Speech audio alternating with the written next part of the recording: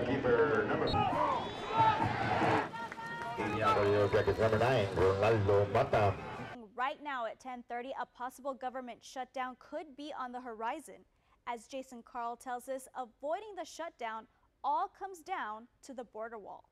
Brownsville police are warning about a scheme targeting Valley residents. The IRS debt collectors are now calling people who owe back taxes. We've told you in the past the IRS will never call you, but a new program now allows the IRS to do so. The calls will be coming from the private debt collector firms. An autopsy was ordered to determine the woman's cause of death. However, foul play is not suspected. The body was discovered by a passerby this morning near Boca Chica Boulevard and Billy Mitchell. The opening of Progreso's new fire department is being delayed about a month. New statistics show the number of deportations under President Trump versus former President Obama, what the new numbers show.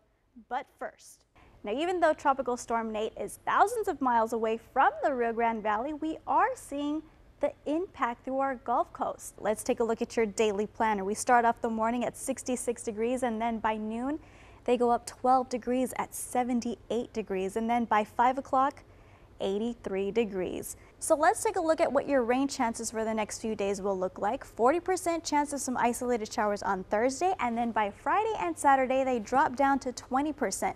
So just because you see some rain doesn't mean that your neighbor will see some rain. That's what that 20% chance of spotty showers means. Our satellite and radar, we continue to see some isolated showers throughout the Rio Grande Valley. Monday, things are going to be dry, but by Tuesday, a cool front comes in through the afternoon, bringing in some isolated and thunderstorms. We're going to continue to see dry conditions throughout Friday, maybe a spotty shower throughout the weekend. Now tonight, we're going to look at temperatures in those 70 degrees with mostly clear skies. And by tomorrow, mostly sunny with, look at this, hot and humid tomorrow. The next 7 days, this is what your forecast will look like. Temperatures are slowly going to go back up into those 90s by Monday. We're going to continue to see some spotty and isolated showers because of the sea breeze that will be coming in, and thanks to another cold front that will be making its way through the Rio Grande Valley. And then by Wednesday and Thursday, we're going to see mostly sunny skies with temperatures in the lower 80s. And that's a look at your forecast. Don't go anywhere. We still have more news coming up. It was supposed to be a regular Easter Sunday until Courtney Rico went inside and discovered an unwanted guest. So I was reaching here, reaching down here, and that's when I saw it. This 4-foot-long reptile isn't poisonous. It's kind of scary because I don't know where he came from. As the valley gets closer to the triple-digit temperatures, snakes are going to be looking for places to cool off. Aquí ha venido ya gente a demandar firmas a la casa para poder parar este negocio. Antonio Davila lives in what looks like a quiet neighborhood. But on Sundays, that changes. Every year, the Hidalgo County Sheriff's Office sends a message. We want to recommend against celebratory gunfire on New Year's Eve. It's just not safe. With Texas being the second largest state with gun owners, J.P. Rodriguez says people often forget about the laws of gravity. That bullet has to come back down. So many times that bullet is going to come down with enough force to cause property damage, to cause serious bodily injury, or even up to death. Christian Salazar tells his friends, not to shoot up in the air. I mean, that's why we have shooting ranges. If you do plan on celebratory firing, be aware.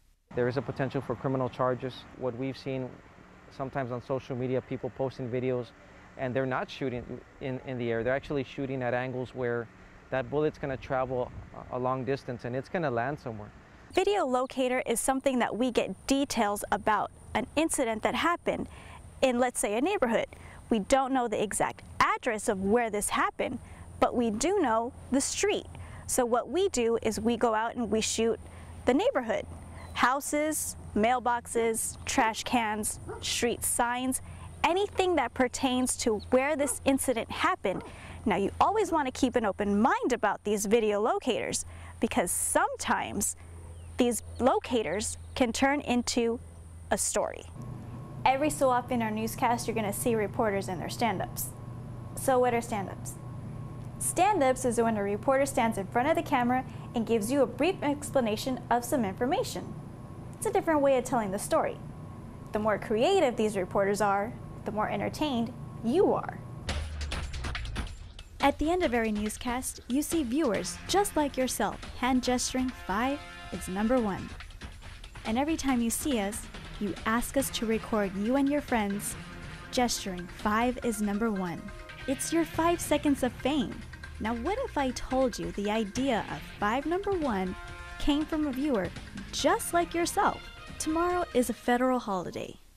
And no, it's not just about a 3-day weekend, nor is it about the sales going on tomorrow, and it's not about a barbecue that you're going to be having with your friends and your family. It's about honoring the men and women who lost their lives while fighting for this country. Bright stadium lights with the sounds of the crowds cheering, bands playing, cheerleaders cheering, and football teams getting pumped up. These sounds only mean one thing. It's time for high school football.